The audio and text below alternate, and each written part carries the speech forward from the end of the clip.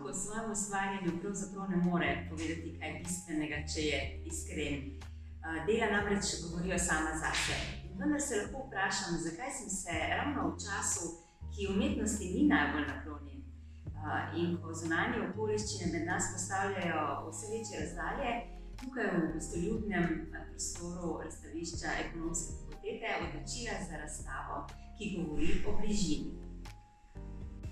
Odgovor je morda v tem, da je zame najvišji smisel življenja prav v bližini in povezovanju. In v tem je na nek način tudi smisel umetnosti, ki je refleksija o vsem, kar se nas tiče in dotika.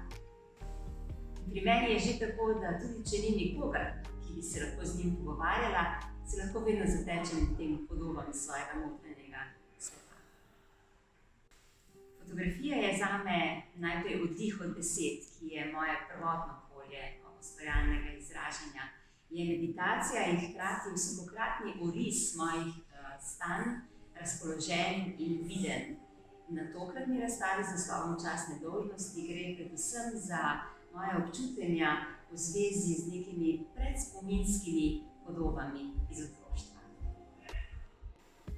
V lirični lepoti teh podob, ki so seveda pomenljive predvsem zame, nekako zrem v vodnjak svoje duše.